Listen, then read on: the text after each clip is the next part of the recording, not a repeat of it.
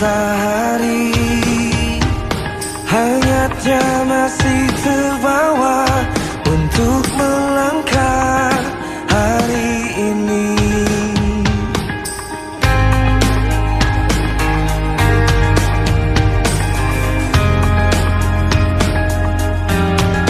Hapuskan segala keraguanmu, masa lalu takkan melemahkanmu. Lupakan gelisahmu, teruslah kau mencari. Waktu akan selalu mengobati. Temukan semua yang terhenti dalam hidupmu. Tak perlu kau sesali, hidup kan membuatmu memahami.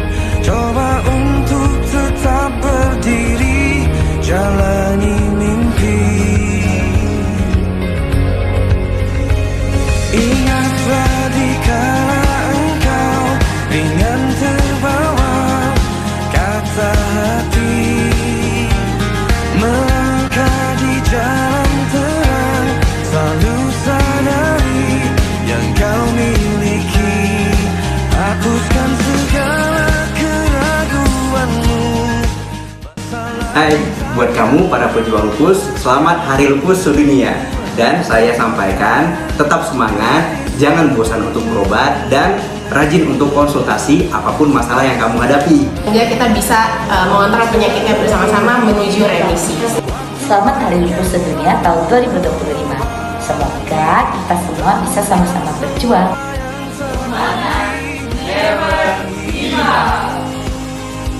Hari Lupus Dunia 10 Mei 2025. Semangat terus, yeay! Get for lupus, your caring saves lives. Never give up. Yeah. Odabus, senyum, sehat, semangat. Oh, healthy, be happy, yes.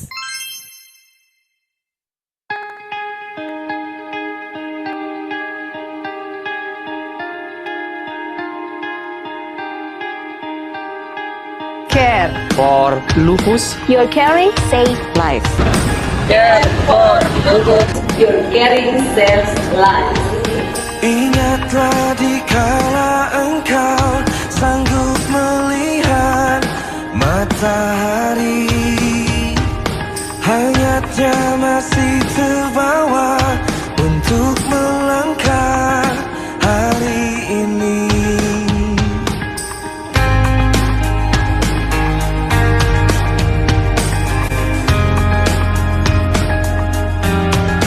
Hapuskan segala keraguanmu, masa lalu takkan melemahkanmu.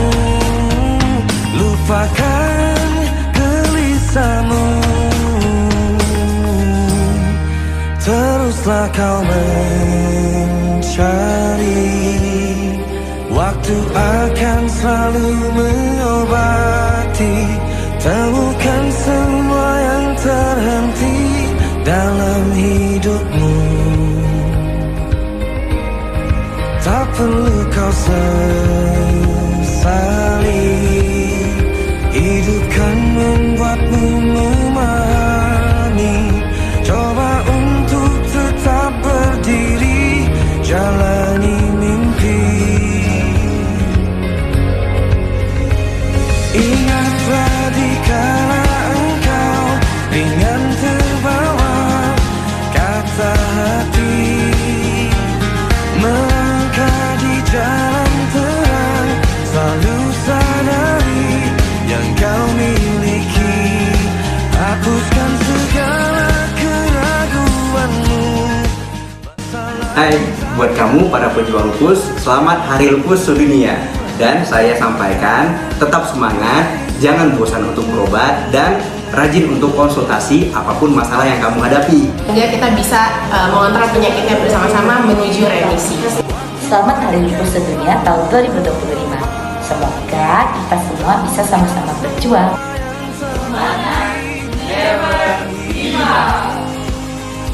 Hari Lupus Dunia 10 Mei 2025. Semangat terus, yeay! Care for lupus, your caring saves lives. Never give up, yeay! Odabus, senyum, sehat, Oh, healthy, be happy, yes.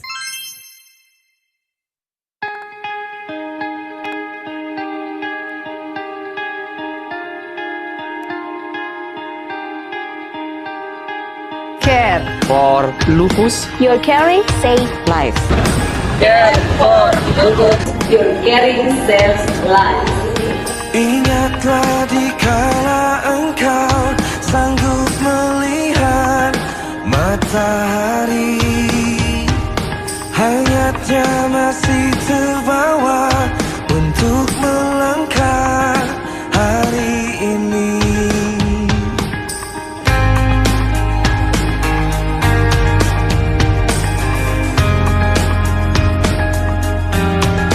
Hapuskan segala keraguanmu, masa lalu takkan melemahkanmu.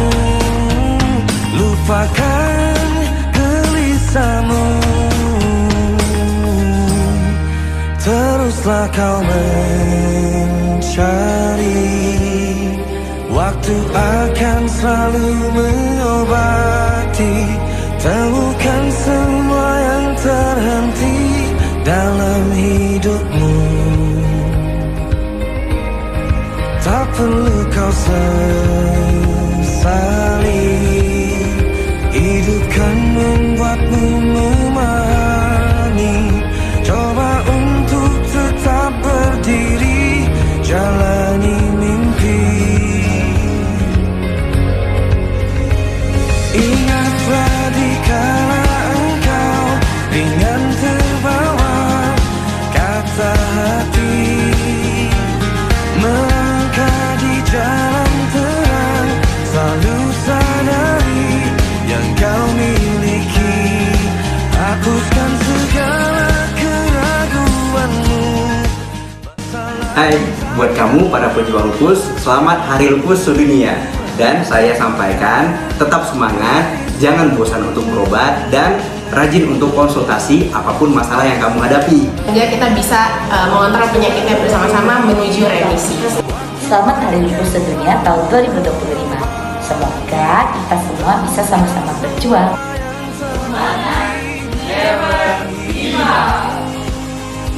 Hari Lupus Dunia 10 Mei 2025. Semangat terus, yeay! Care for lupus, your caring saves lives. Never give up, yeay! Odabus, senyum, sehat, Oh, healthy, be happy, yes. Membangun karir yang bermakna butuh lebih dari sekedar motivasi. Butuh gambaran nyata dari orang yang sudah lebih dulu jalan. SDF Impact Talks, The Happy Impact Journey.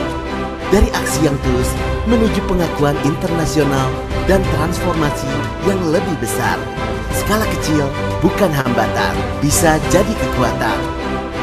Membangun dari titik nol dengan tujuan yang jelas. Mengapa memberi justru memperkaya?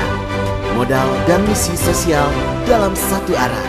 Bisnis yang dipandu nilai bukan sekedar keuntungan. Ekosistem impact dan di mana kamu bisa terlibat. Kepemimpinan dari kejelasan tujuan. 8 obrolan, 8 sudut pandang, 1 perjalanan. SDF Impact Talks, The Happy Impact Journey.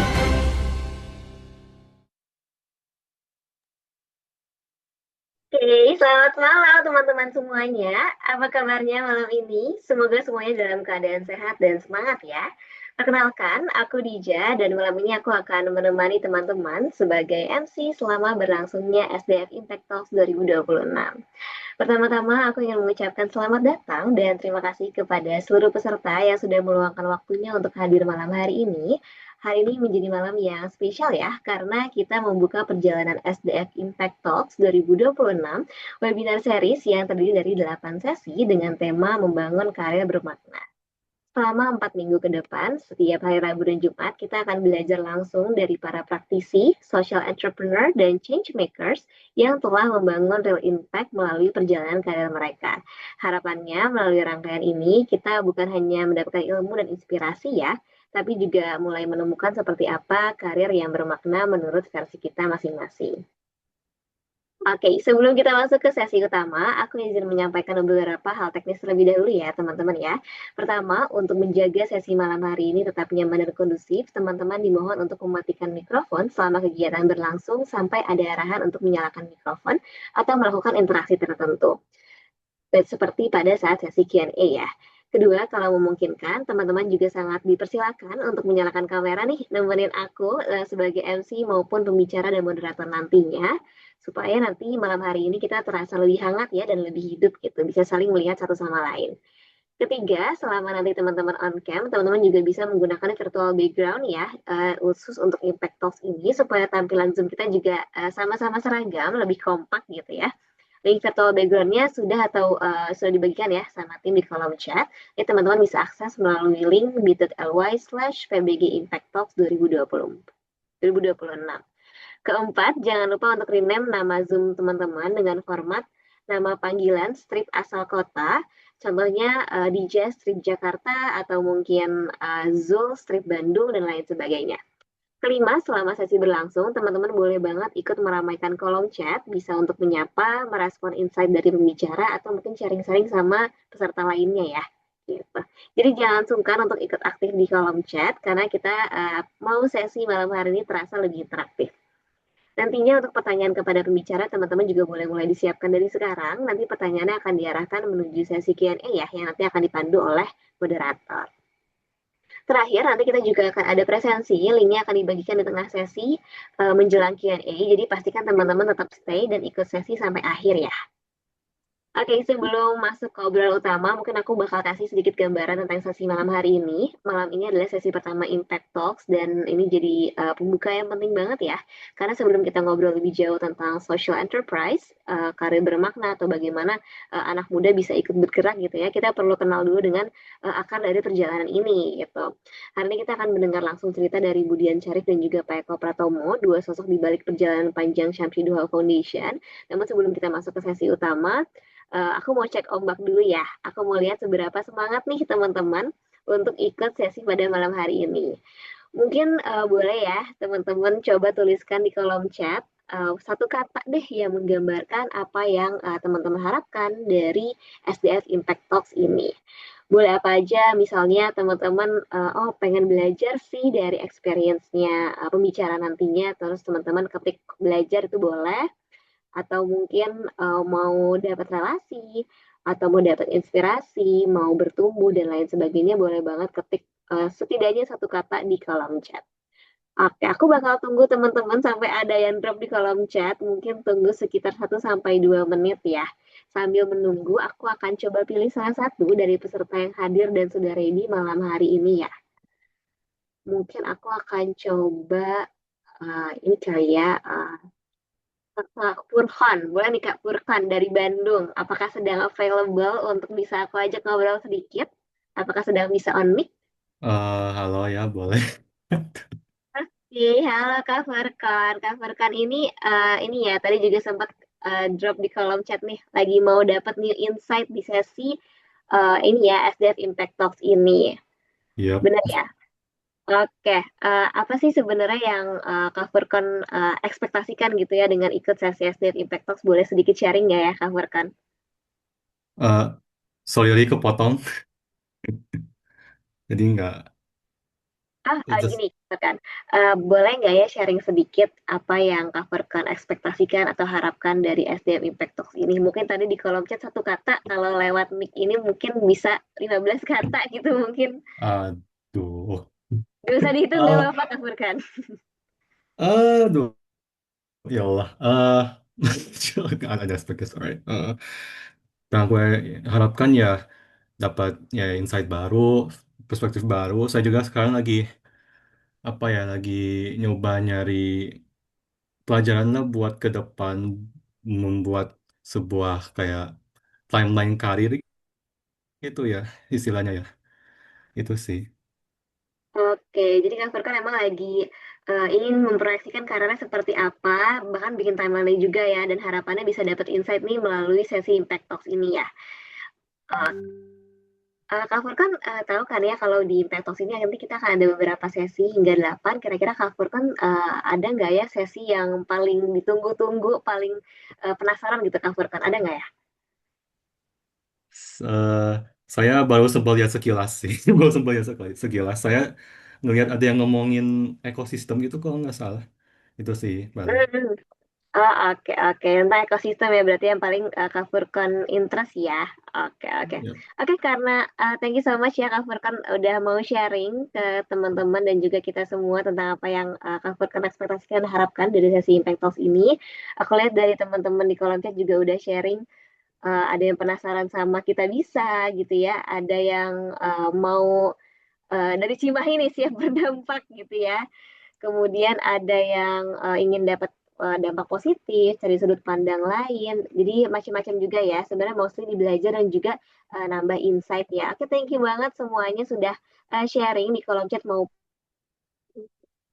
tadi ya bareng sama Kak Furkan juga. Sangat menarik.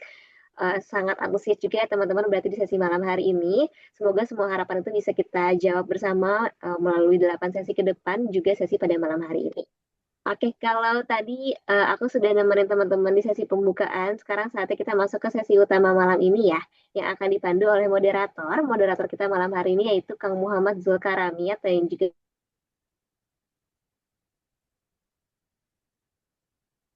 bergerak di bidang pengembangan komunitas, pengembangan produk dan jasa, juga fasilitas workshop dengan pendekatan design thinking.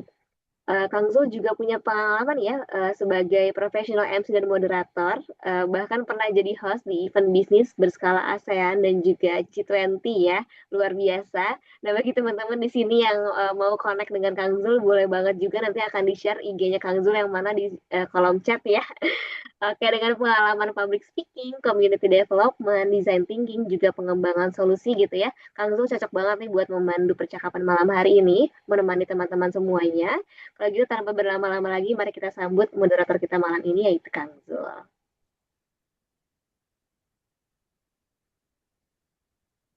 Baik, oke. Terima kasih Kak Dija. Ini luar biasa sekali pertemuan malam hari ini.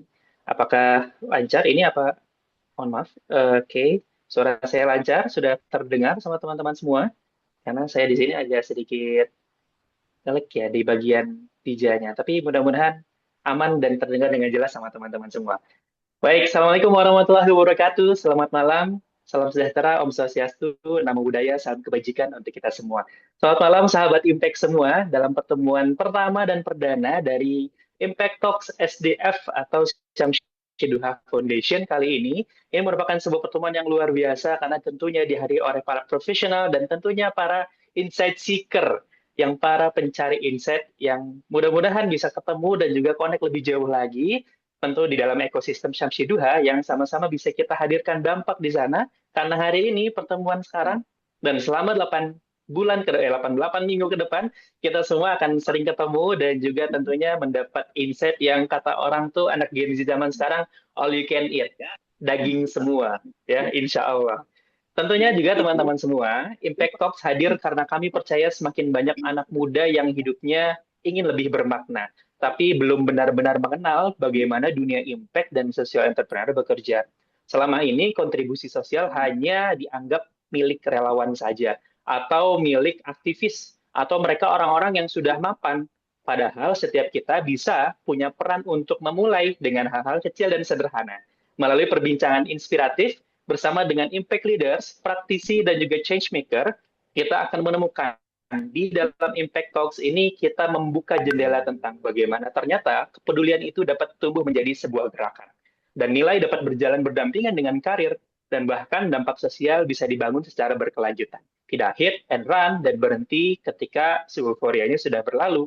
Dan harapannya sahabat Impact semua di sini pulang tidak hanya dengan sekedar menambah wawasan baru atau ilmu baru, tapi lebih jauh lagi berani menemukan purpose dalam hidup serta mengambil peran terhadap kontribusi-kontribusi perubahan. Sesi pembuka malam ini berbeda dari sesi-sesi sebelumnya, teman-teman semua. Jadi saya ucapkan terlebih dahulu selamat datang di Impact Talks by Syamsi Duha Foundation. Salam kenal, saya Muhammad Zulkaromi, akan menjadi moderator. Selama 8 minggu ke depan, kita akan bertemu dengan para praktisi, pendiri atau founders, impact leaders yang akan berbagi pengalaman dari berbagai sudut pandang. Namun, sebelum mendengar kisah-kisah mereka yang inspiratif, ada satu cerita nih yang perlu kita kenali terlebih dahulu. Cerita tentang bagaimana semua ini bermula. Sesi pembuka malam ini berbeda dengan sesi-sesi selanjutnya karena tidak menghadirkan pembicara eksternal, melainkan kita akan lebih banyak berkenalan dan lebih dekat lagi dengan para pendiri Syamsi Duha Foundation itu sendiri. Melalui perjalanan mereka, kita akan melihat bagaimana sebuah kepedulian yang berawal dari mendampingi para penyandang lupus atau lupis dan low vision yang biasa disebut dengan low vis, perlahan berkembang menjadi sebuah gerakan yang lebih besar. Sebuah perjalanan yang tidak hanya berfokus pada pendampingan, tetapi juga terus mencari cara agar dampaknya terus bertahan dan bertumbuh dengan lebih banyak lagi sehingga tumbuh menjadi sebuah ekosistem. Hari ini SDF tengah melangkah ke babak baru teman-teman semua, dengan bertransformasi menjadi sebuah social enterprise, salah satunya melalui lahirnya Aruna Investment.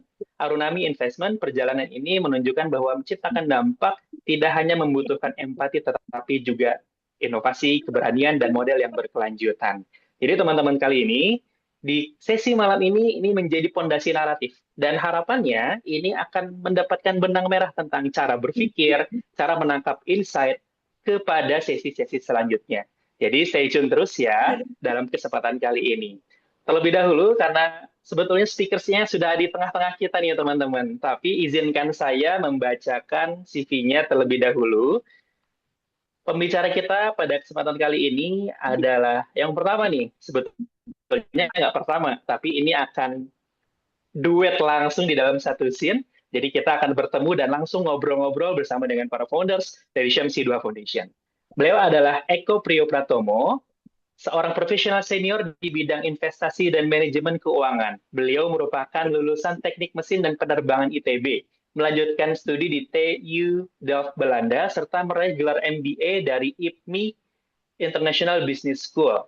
Selama lebih dari 30 tahun, beliau berkarir di berbagai perusahaan multinasional dan BUMN, menduduki posisi direktur utama dan komisaris utama. Prestasinya diakui secara internasional melalui penghargaan Indonesia Asset Management of CEO of the Year dari ASEAN Asset Management pada tahun 2008. Selain aktif menulis buku tentang perancangan keuangan, investasi, dan pengalaman hidup, beliau juga dikenal sebagai narasumber tetap program Radio Smart Financial Wisdom sejak tahun 2015. Bersama sang istri, ada Bunda Dian, selalu dan juga tentunya beliau mendirikan Syamsi Duha Foundation yang berfokus pada kesempatan untuk bergerak di bidang kesehatan, pendidikan, dan pemberdayaan masyarakat. Dan tentunya juga Pak Eko ini ditemani dan didampingi oleh istri tercinta, Ibu Dian. Bunda Dian, Ewe Syarif merupakan narasumber yang akan membersamai kita juga, sosok inspiratif yang membuktikan bahwa keterbatasan tidak menghalangi seseorang untuk terus memberi manfaat. Beliau menempuh pendidikan farmasi di ITB dan Public Relation di London School of Public Relation, Jakarta, serta pernah bekerja dan berkarir selama 8 tahun di salah satu bank swasta nasional. Perjalanan hidupnya berubah ketika didiagnosis lupus sehingga mengalami kehilangan penglihatan. Tapi hal ini tidak mengendurkan semangat. Namun dari pengalaman dan tersebut, beliau bersama suaminya mendirikan Syamsi Duha Foundation sebagai wadah di antaranya untuk menghadirkan harapan bagi banyak orang. Dedikasinya telah mendapatkan berbagai penghargaan internasional, di antaranya International Lifetime Achievement Award pada Lupus Congress di Kanada, Sasakawa Health Prize dari WHO di Jenewa, serta Ganesha Widya Jasa Utama dari ITB. Luar biasa sekali bagaimana kontribusinya sudah direkognisi bahkan di level global dan internasional. Nggak sabar yuk sama-sama kita sambut pembicara kali ini, Bunda Dian dan juga Pak Eko. Selamat malam, apakah sudah bergabung dengan kami? Halo Pak Eko dan Bunda Dian. Luar biasa, Pak Eko ini dengar-dengar habis perjalanan dari Jogja ya? Iya. Baru nyampe. Masih baru nyampe, pegal-pegal dikit nggak apa-apa ya. Tapi yang penting sharingnya tetap semangat nih, dan juga tentunya sahabat-sahabat Impact di sini sudah menunggu tentang perbincangan dan obrolan kita. Dan juga Bunda Dian kemarin saya lihat habis lari nih. Half marathon ada ya Iya, Bunda ya? enggak lah. Luar biasa. Maksudnya kita ke Jogja senang sekali ya dapat aura positif dari Jogja. Hmm. Meskipun emang penuh banget karena musim liburan, tapi pulang ke Bandung jadi bawa inspirasi baru gitu. Aku bukan maraton lah, aku cuma Masya jalan Allah. biasa aja. Tapi mudah-mudahan bisa terus memberikan Hmm. kekuatan buat teman-teman semua.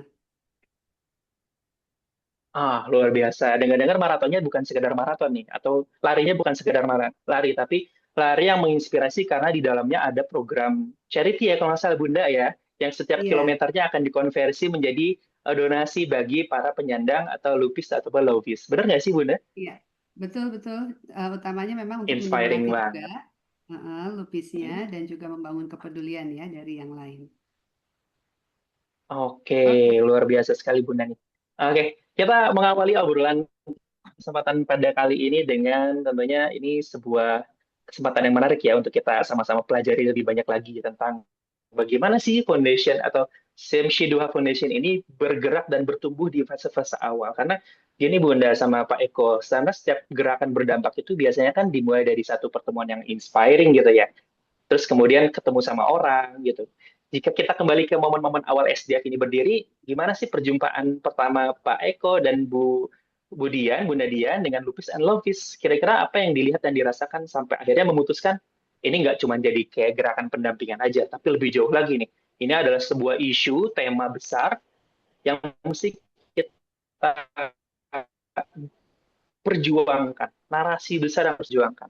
Itu kira-kira gimana perjalanan pertamanya ketemu sama tadi ya penerima manfaat gitu. Oke, ya Kang Zul. Jadi justru aku tuh senang banget ya tadi ada istilah apa tadi impact seeker ya. Itu aku Insight seeker. insight Iya. seeker ya, insight seeker. Jadi mudah-mudahan teman-teman semua yang udah bergabung malam hari ini memang benar-benar punya highly motivated ya untuk menjadi seseorang yang memang mendapatkan inspirasi dan kemudian membuahkan karya yang bermakna ya. Nah, jadi kenapa ini di awal kita berdua yang sharing? Karena Samsido Foundation diawali dari sebuah ketidakberdayaan, tapi kemudian menjadi berdaya dan memang sebenarnya tidak ada sesuatu yang tidak mungkin ya sepanjang kita mau berikhtiar yang terbaik, fokus dan konsisten, itu nanti selalu akan ada perubahan. Jadi buat teman-teman juga jangan ragu-ragu untuk menjadi agen perubahan ya. Karena meskipun tadinya kita mungkin tidak punya modal apa-apa, tidak berdaya, tapi kalau ditekuni, dijalani dengan kesungguhan yang konsisten, itu insya Allah pasti akan ada perubahan yang berdampak positif. Benar, ambil aku nalikan. Nih ya. Jadi bocor nih ya. 9-nya 4. Bocor nih kayaknya nih. Woi, ya. Ini semangat banget Bunda, kayaknya lupa matiin mic-nya itu. Oh ya. Berapa? Bocor ya. Apa sih gitu? Iya, mungkin boleh minta tolong untuk tim panitia bagi peserta yang terlalu semangat nih ya, lagi aktivitas multitasking, boleh banget nih untuk dibantu juga biar mic-nya dikondisikan nih. Oke, silakan lanjut Bunda. Iya, jadi memang awalnya Samsido Foundation diawali dengan kepedulian terhadap lupus dan low vision. Namun saat ini setelah 2 dasawarsa, kita pun ingin lebih menebar manfaat lebih luas lagi dan bertransformasi yang tadinya hanya sekedar yayasan sosial, tapi juga bisa jadi social enterprise yang tentunya juga bisa mewadahi teman-teman semua yang juga ingin berdampak dan bergabung bersama SDF. Di samping itu juga memang ingin memberikan inspirasi baru ya, bahwa berkarir itu juga bisa di bidang kewirausahaan sosial ini yang nanti juga teman-teman dapatkan inspirasinya dari para founder ya, 8 founder lembaga social enterprise yang juga tentunya sangat berdampak dan bermanfaat bagi masyarakat luas. Nah gitu. Oke, Mungkin boleh ini justru boleh iya. boleh saya Silakan Pak tambahin, Ego. Mas Zul. Silakan Pak Jadi Ego. kan tadi Ini seru banget dengerin. pertanyaannya kan gimana kita memulai ya. Eh, Mungkin kalau lihat Budian sekarang masih cantik ya. Enggak. Nah, Cantik Bun. 30 tahun yang lalu eh, Bunda Dian itu kena sakit lupus dan lumayan berat banget ya. Jadi eh, sampai harus mengalami bedah otak 9 kali ya dan kehilangan penglihatan. Nah, ujian itu bukan hanya buat Bunda Dian aja ya, tapi saya sebagai kepala keluarga, sebagai suami juga kan mengalami apa ya ujian yang sama juga ya. Mungkin kalau Bunda Dian kan lebih banyak sakit fisiknya ya. Kalau saya mungkin lebih bagaimana memperjuangkan supaya bisa mendapatkan perawatan terbaik dan harus juga berkomitmen dengan pekerjaan. Waktu itu kami tuh umur berapa ya? 35 tahun saya dan Bunda Dian tuh 33 tahun. Jadi lumayan masih meniti karir ya di awal ya. Dan memang dulu kan kalau dikasih sakit gitu kan merasa, waduh ini kayak musibah gitu ya. Tapi yang ingin kita ceritakan sekarang adalah ternyata ujian sakit atau musibah itu tuh ternyata di balik semuanya itu ada rencana Tuhan yang luar biasa ya ketika kita mau memahami kenapa ya kok kita dikasih ujian seperti ini gitu ya. Jadi lebih kepada bagaimana mengatasinya dan memahami kira-kira maksud Allah itu apa gitu ya. Nah, jadi kami tuh bersyukur banget gitu bahwa akhirnya kita dikasih ujian seperti ini. Karena kalau tidak tuh kita tidak pernah ya mungkin berpikir untuk membantu orang lain, bikin yayasan. Sekarang kemudian ingin mempertimbangkan supaya yayasan ini bisa sustain dan bisa memberikan dampak kepada orang yang lebih banyak gitu ya.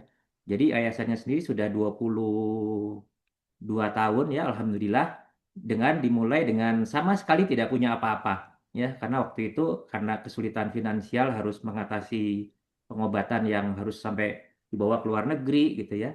Dan kita mulai dengan tidak punya modal apa ya, modal harta ya, tapi Bunda Dian cuma bilang, aku kok pengen bikin yayasan ya supaya apa sebagai rasa bersyukur dikasih hidup yang kedua gitu. Jadi ya udah, walaupun waktu itu saya bingung juga ya, gimana mau bikin yayasan, duit dari mana buat menghidupi sendiri aja masih istilahnya masih belum cukup gitu ya. Juga harus mengatasi kesulitan finansial waktu pengeluaran itu luar biasa besar. Tapi itulah artinya justru ini yang kita pengen sharing ya. Ternyata eh, saya dan Bunda tuh merasakan betul ya ketika kita bikin yayasan, maka hidup kita tuh banyak sekali dimudahkan. Dan kenapa bisa sampai sekarang itu saya rasa juga karena mungkin Allah sengaja ya kita dikasih ujian, kemudian kita juga berpikir bagaimana caranya survive, tapi juga bisa menolong orang lain, makanya mungkin jadi banyak kemudahan. Mungkin itu tambahan sedikit dari saya ya. Mas Zul, Oke, silakan. luar biasa nih.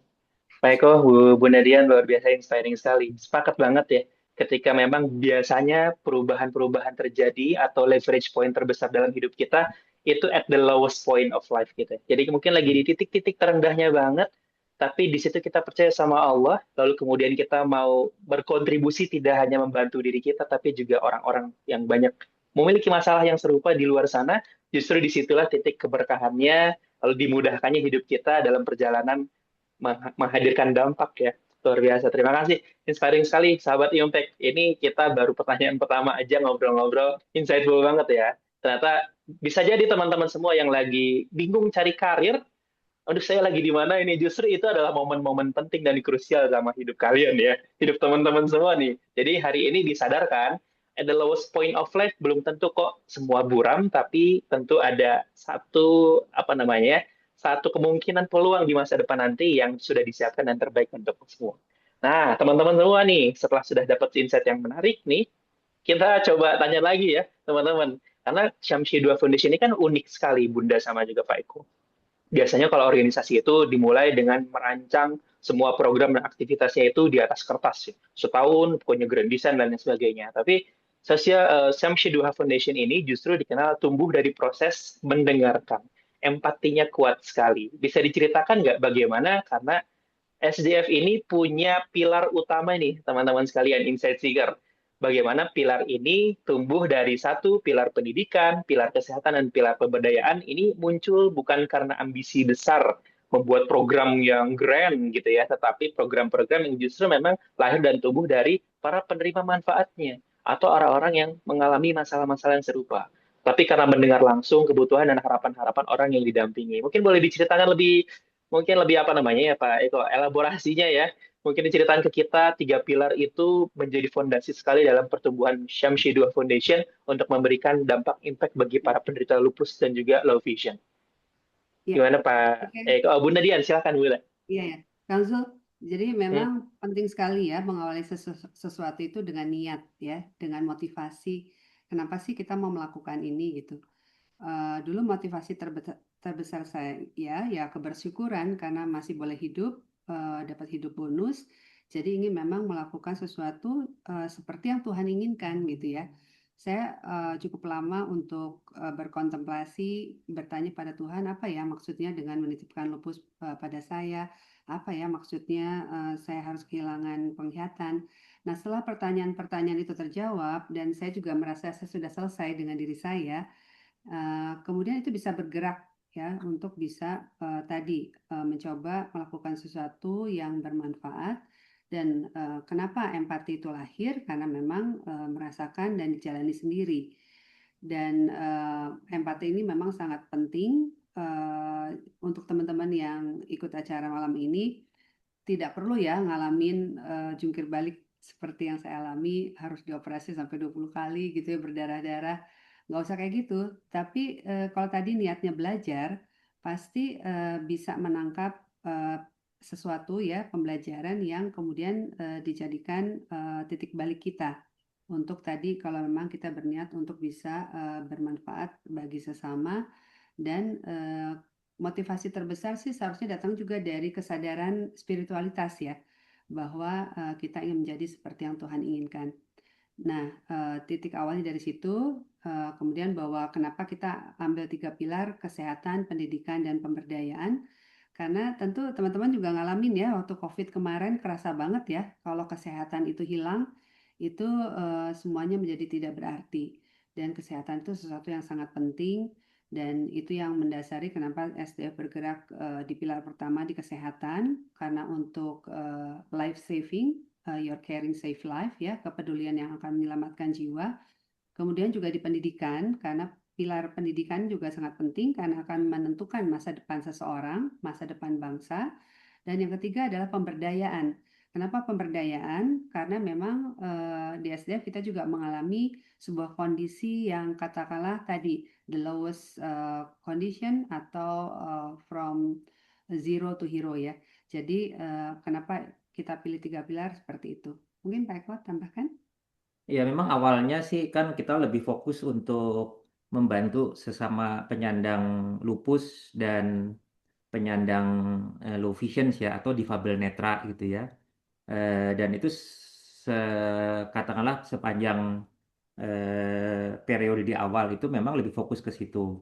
Karena waktu itu kondisinya tidak banyak ya. Kita sendiri ngalamin dulu tuh waktu ibu kena lupus tuh apa sih lupus ini belum banyak, belum ada AI ya, belum ada Google sudah ada sih ya, tapi AI belum ada. Jadi dokter yang menangani pasien lupus juga masih sangat sedikit gitu ya. Jadi informasi apa itu lupus, pengobatannya bagaimana, itu tuh kami sendiri waktu itu tahun 99 itu belum banyak yang tahu. Jadi awalnya lebih kepada bagaimana pengalaman-pengalaman kami berjuang, itu coba kita sharing, ya kita bikin komunitas kecil, bikin pengajian, bikin edukasi, ya kemudian juga membuat jaringan dengan dokter, melakukan advokasi ke DPR ya. Jadi dulu obat-obat lupus itu tidak di cover tuh, belum ada BPJS juga ya. Adanya Jamkesda, Jamkesnas, dan karena obat-obat lupus itu tidak spesifik, jadi tidak ditanggung tuh, sehingga kita memperjuangkan bagaimana obat-obat itu bisa diganti lah ya biayanya buat mereka yang kurang mampu ya. Kalau sekarang kan jam jam apa namanya BPJS ya, itu kan sudah mengcover seluruh orang ya, seluruh orang, seluruh penduduk yang ikut iuran itu di cover. Tapi dulu yang namanya jaminan kesehatan itu hanya untuk keluarga yang tidak mampu dan harus apa namanya harus memiliki surat dari RT lah, repot banget lah ya.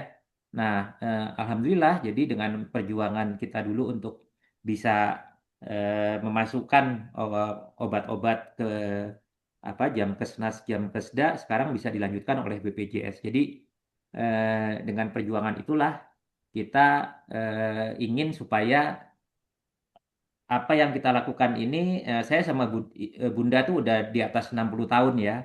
Jadi kalau umur Nabi kan cuma 63 ya. Jadi kita lagi memikirkan ini supaya Samsi Duha ini bisa tetap istilah zaman sekarang kan sustain gitu ya. Jadi bisa berkelanjutan. Nah, makanya kita mencoba tidak lagi tidak hanya membantu para penyandang lupus atau low vision, tapi kita juga memiliki tadi pilar kesehatan itu ingin membantu saudara-saudara kita, teman-teman, sahabat kita yang mengalami kesulitan ya, khususnya kita memberikan pendampingan dari sisi mental spiritual ya. Karena kalau dari medis kan itu lebih banyak dokter yang berperan ya. Kalau kita bagaimana supaya orang jangan jangan menyerah dan cepat-cepat ikhlas gitu ya. Bahwa yang namanya sakit, musibah itu pasti ada maksud baik Tuhan dan kita nggak boleh menyerah ya, kita harus tetap semangat dan tidak boleh kehilangan kebahagiaan. Ya, makanya Bunda tuh pernah sampai sekarang berusaha untuk mengenalkan istilah penyandang, bukan penderita. Jadi harusnya penyandang lupus, penyandang cancer, penyandang autoimun ya, karena orang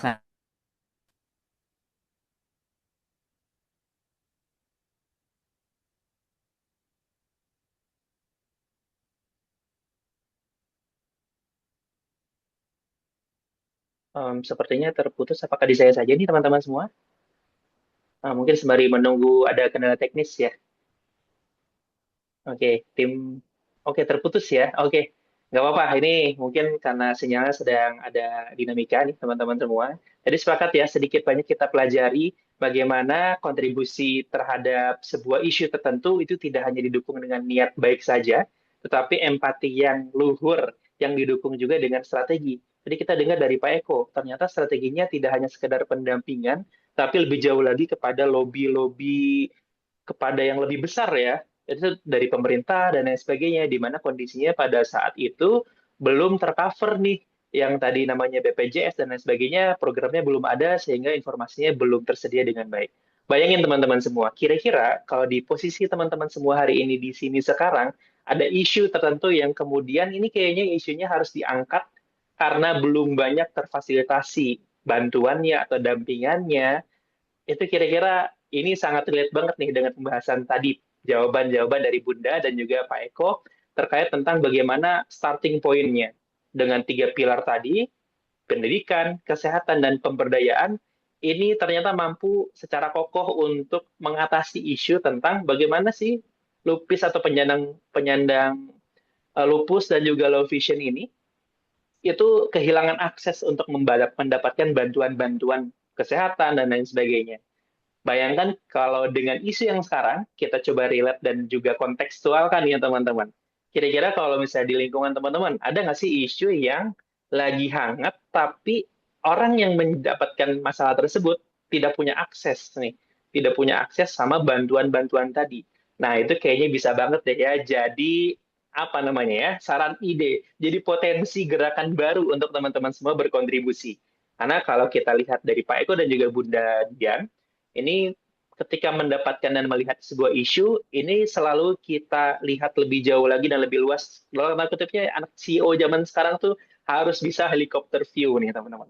Helikopter view ketika ada satu isu, kira-kira variabel mana saja yang bergerak di sekitarnya yang kemudian bisa kita take down atau kita intervensi, yang dimana di situ tuh ternyata leverage point.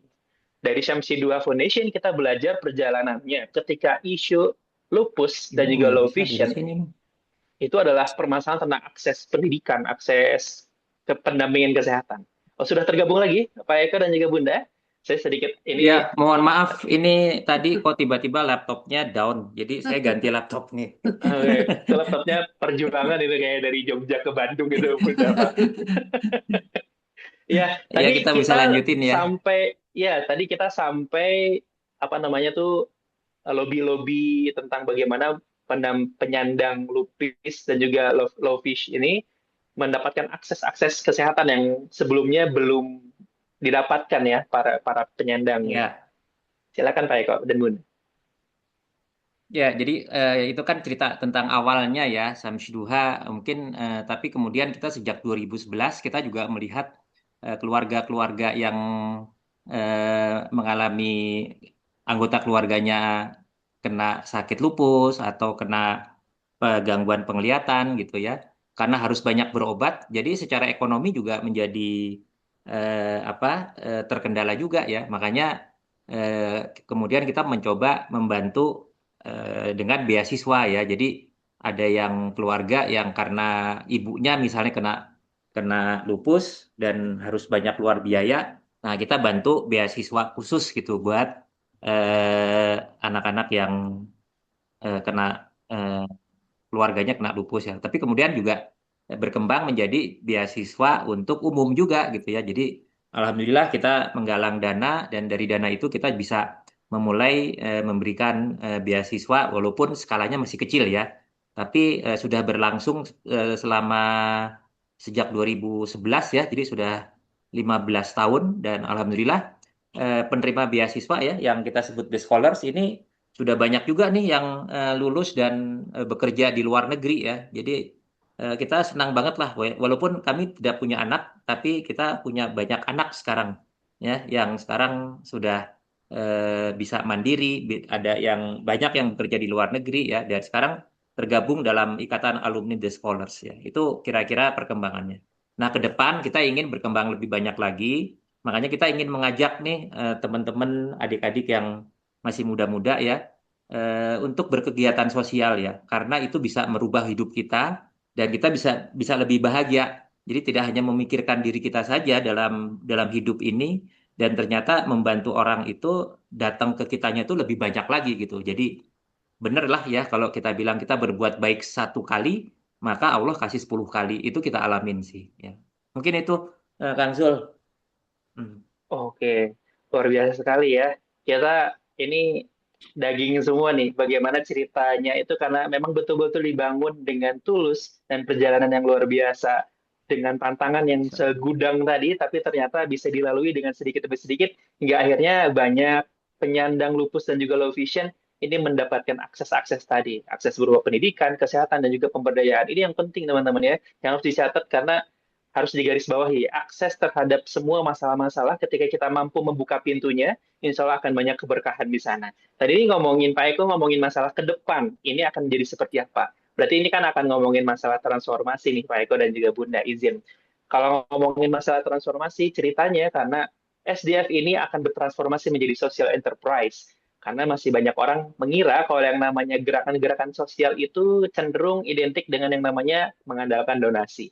Tapi kok SDF tidak ya, malah memilih untuk melangkah menjadi social enterprise. Bisa diceritakan nggak apa perubahan mendasar yang kemudian mendorong SDF ini untuk merasa penting membangun model yang berkelanjutan? Karena kan foundation, terus kemudian bergerak bertransformasi menjadi social enterprise, pasti banyak why-nya di dalamnya atau banyak cerita inspirasi nih yang bisa kita cari tahu untuk teman-teman insight seeker semua di sini, sahabat Impact. Mungkin Pak Eko boleh cerita-cerita kenapa bertransformasi menjadi sebuah social enterprise.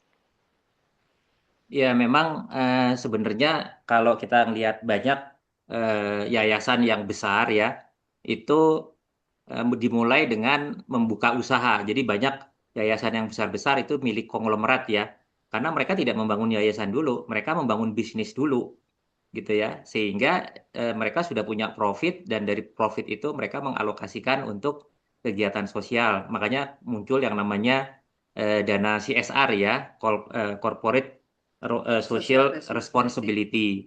Nah, kita kan aneh nih, kita nggak punya apa-apa, tidak punya modal apapun, hanya berdasarkan kebersyukuran ya, dikasih ujian dalam bentuk musibah dan itu kita menganggapnya sebagai karunia dan masih bisa dikasih kesempatan untuk hidup.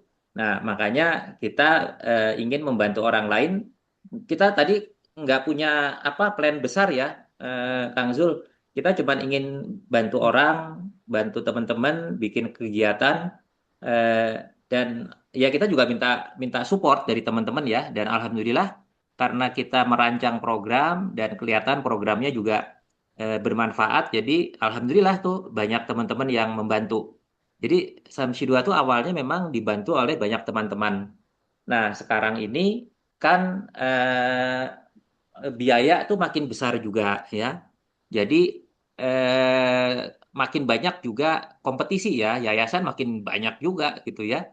Dulu kan kita nggak pernah kebayang ada Kita Bisa gitu ya. Kan sekarang tiba-tiba kita bisa gitu. Jadi yang namanya lembaga-lembaga sosial itu makin banyak sehingga pertanyaannya adalah tadi ini kita sudah berupaya 20 tahun bagaimana nanti nih nasibnya yayasan kalau kita hanya mengandalkan donasi. Walaupun donasi itu tetap ya kita mempromosikan orang untuk berdonasi karena donasi itu kan amal jariah ya. Tapi kan orang kadang-kadang kalau mau donasi kemana banyak yang nggak tahu juga. Dan mereka juga kan milih-milih gitu ya. Jadi kenapa kita bertransformasi sebetulnya alasan utamanya adalah jangan sampai apa yang sudah dibangun itu dengan berjalannya waktu bukannya berkembang malahan nanti mati gitu. Nah, jadi kita tujuan utamanya bertransformasi adalah untuk sustainability, keberlanjutan. Satu yang pertama. Yang kedua, karena kita merasakan ya beraktivitas sosial itu tuh membahagiakan ya dan memudahkan hidup kita, maka kita ingin mengajak banyak orang gitu untuk bergabung. Nah, kalau kita mau mengajak orang untuk bergabung kan programnya harus lebih jelas ya. Jadi makanya kita bikin nih program-program di Samsi Duha yang kita audiensnya itu bisa 3 pilar ya. Pilar yang pertama penerima manfaat yang tadi orang-orang yang kita butuh bantuan karena punya masalah kesehatan ya atau punya masalah-masalah yang lainnya ya, pendidikan, masalah keuangan juga itu dengan segala keterbatasan tapi ingin kita bantu. Yang kedua, kita melihat generasi muda ini kan penting banget ya untuk memiliki wawasan bagaimana dalam pertumbuhan kehidupannya itu juga bisa terlibat di dalam kegiatan sosial. Jadi ingin kita wadahi nih. Nah, kalau yang pertama itu kita mengarah kepada social enterprise itu adalah dengan target audience tadi ya, penerima manfaat yang punya masalah, kita nyebutnya sebagai tumbuh bahagia. Jadi kita punya tagline belajar bahagia nih. Kenapa? Karena semua orang itu berhak bahagia dan bahagia itu harus diupayakan gitu ya. Makanya kita ingin mengajak banyak teman-teman untuk bergabung untuk mencapai kebahagiaan tuh bukan cuma bahagia di dunia saja ya, tapi juga bahagia di dunia akhirat gitu. Jadi kalau meninggal mati nanti masuk surga gitu. Cita-citanya seperti itu. Jadi yang pertama bertahan bahagia, yang kedua tumbuh bahagia. Nah, program Impact Talks ini memang audiensnya untuk kalangan muda nih.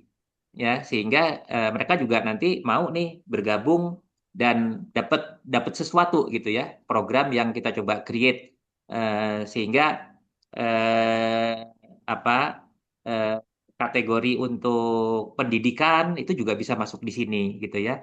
Kemudian yang terakhir itu ada berdampak bahagia. Ini sebetulnya target audiensnya 2 nih, satu UKM dan satu lagi investor. Jadi kita ingin mempertemukan penggalangan dana dari donatur, dari investor, kemudian disalurkan untuk membantu UKM-UKM yang bertumbuh. Nah, itu namanya berdampak bahagia. Jadi 3 pilar itu kesehatan, pendidikan, dan pemberdayaan masyarakat. Kita mencoba memberikan manfaat di area itu ya dan sebagai social enterprise kita juga memulai nih membuat PT namanya Arunami. Nah, Arunami itu sebetulnya di kategori pilar tadi berdampak bahagia.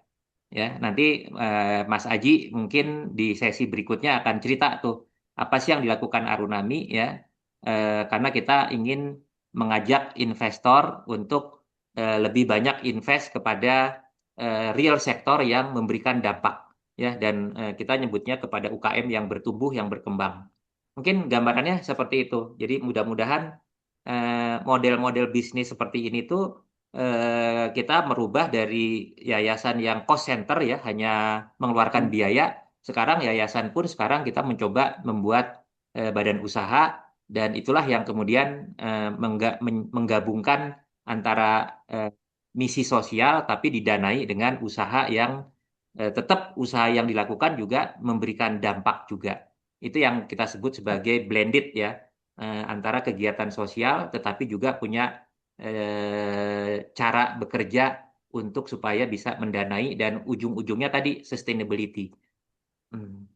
Oke, menarik Pak Eko. Ini memang bagaimana sistem blended financial ini tadi disebutkan sama Pak Eko menjadi satu model baru untuk menjaga keberlanjutan dari pergerakan sosial yang sudah hidup. Nah, untuk teman-teman semua nih di sini tadi udah di-spill sedikit sama Pak Eko dan juga Bunda terkait dengan hadirnya Arunami Investment. Arunami Investment ini juga akan berkontribusi dan juga injek nih beberapa dana-dana khususnya untuk sektor-sektor real. Nah, ini pertanyaannya mungkin sedikit menggelitik ya. Kira-kira kalau untuk generasi muda, gimana ya caranya Pak Eko untuk bisa terlibat atau misalnya ikut berperan di dalam ekosistem tadi nih, Arunami Investment? Apakah bisa mendapatkan investasi atau justru hadir sebagai tim untuk membantu mengembangkan Arunami Investment ini? Sebagai langkah berkarir nih, jadi kan lagi banyak yang bingung nih Pak Eko, ini saya mau karirnya di dunia impact, yang cocok di mana ya kira-kira ya? Apakah kira-kira ya, Arunami Investment bisa memfasilitasi itu ya? Dan bagaimana cara generasi muda bisa berperan di dalam ekosistem tadi? Iya, Kang Zul izin sebelum Pak Eko jelaskan tentang Arunami ya.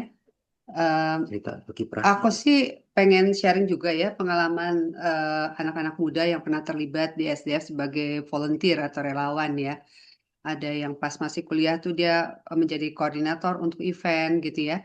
Nah itu pas sekarang udah jadi CEO di company gitu, itu kalau ketemu bilangnya manggil aku masih Mbak sih, Mbak Dian, aku pengen lagi deh kayak dulu. Itu istilahnya dia happy banget gitu ya, dulu bisa menggerakkan teman-temannya, terus kemudian juga bisa membantu banyak orang ya.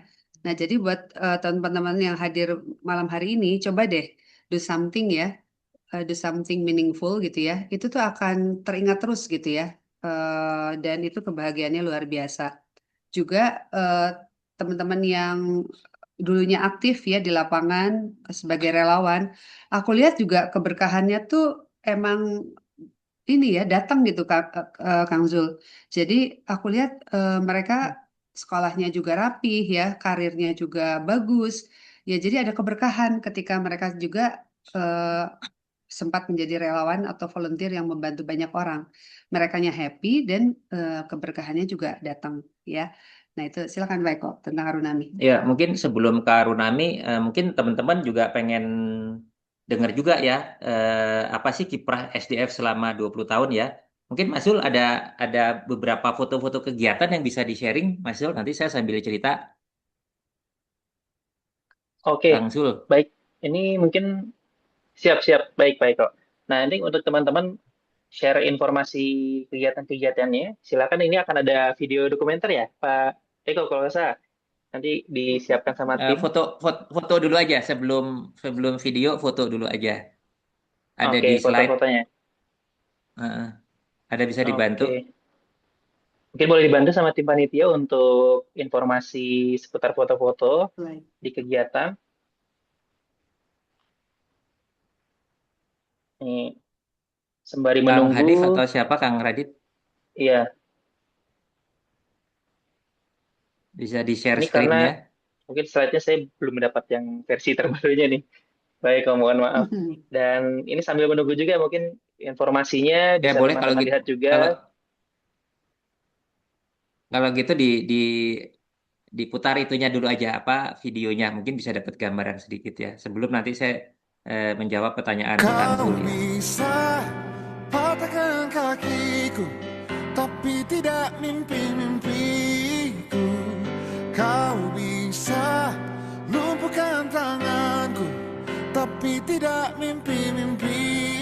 Penyakit yang bernama lupus ini berkacamata Allah itu akhirnya bisa diproduksi dan insya Allah sampai ke tangan para dokter di seluruh Indonesia. Kau bisa merobek hatiku, tapi aku tahu obatnya. Manusia-manusia kuat, itu kita.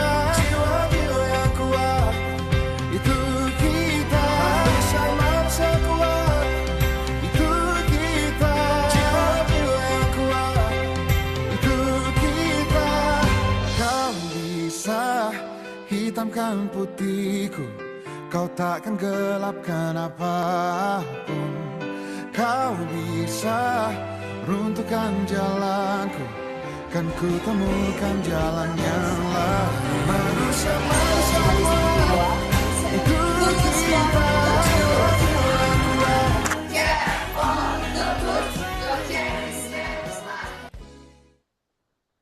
Oke, ya, terima kasih Kang Zul. Itu tadi salah satu contoh kegiatan ya.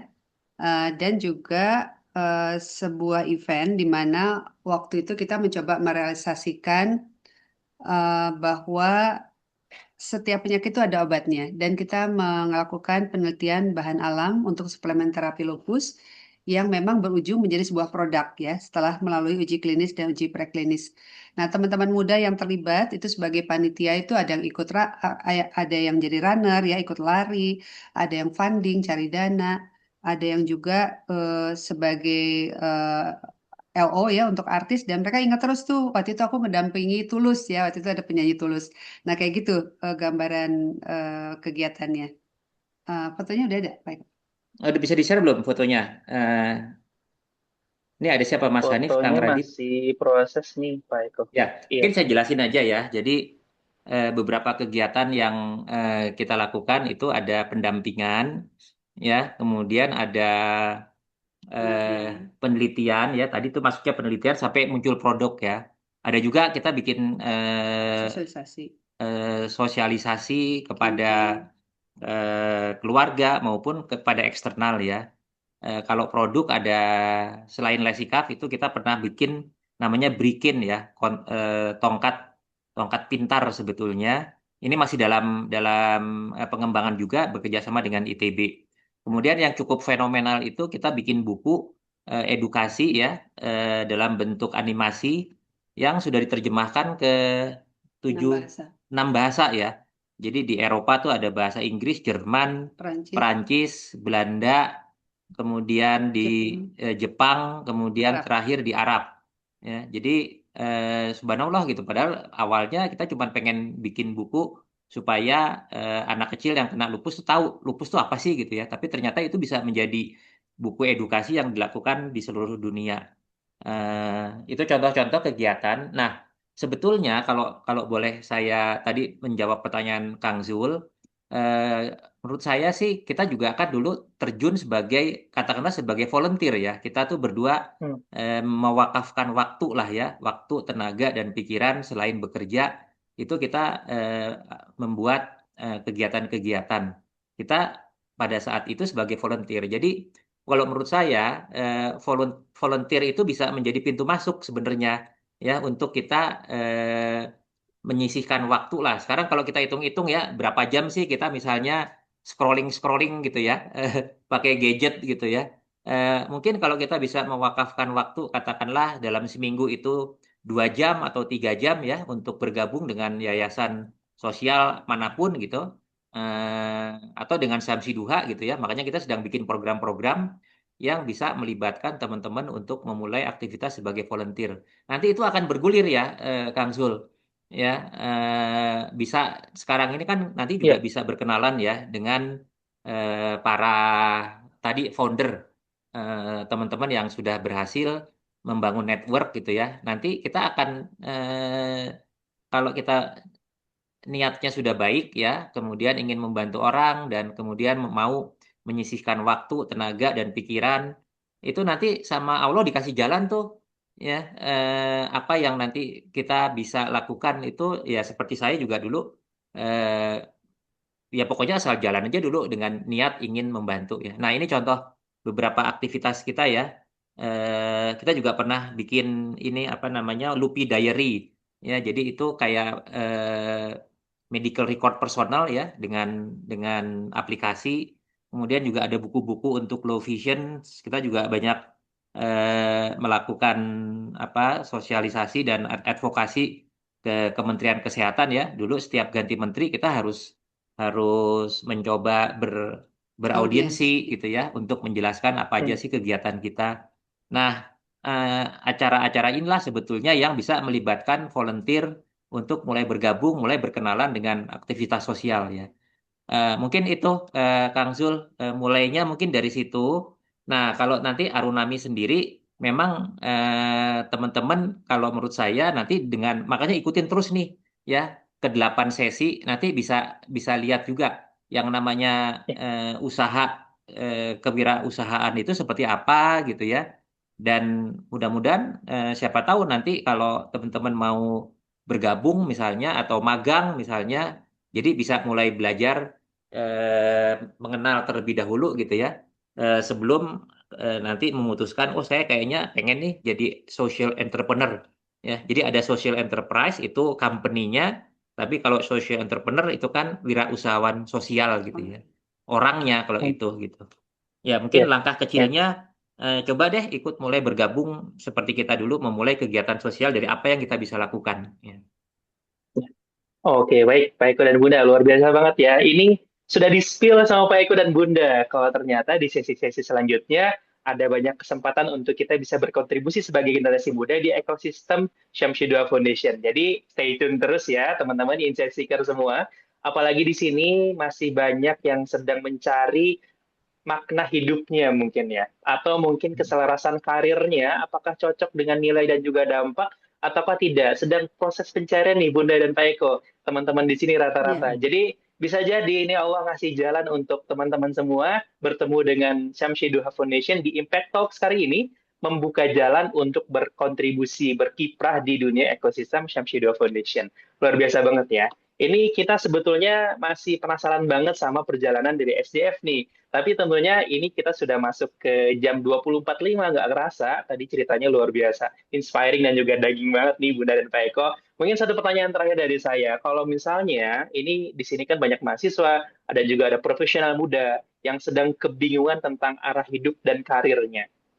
Lalu pulang hanya dengan membawa satu pelajaran. Saya mau nanya sama Pak Eko, kalau mereka pulang dengan satu pelajaran dari perjalanan SDF, kira-kira Pak Eko dan Bunda mau menitipkan pelajaran apa buat mereka?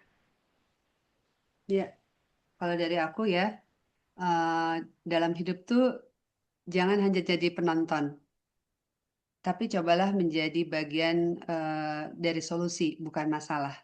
Itu akan membuat hidupnya lebih bermakna dan gak akan kehilangan arah. Tahu apa yang dituju, tahu apa yang harus diupayakan, kalau memang kita juga udah tahu tujuan hidup kita. Mungkin dari aku itu. Ya, kalau dari saya kan ngalamin ya dulu mengalami kesulitan gitu ya. Dan dulu juga saya dalam proses juga kemana sih kita memikirkan nanti kalau sudah pensiun tuh mau ngapain gitu ya.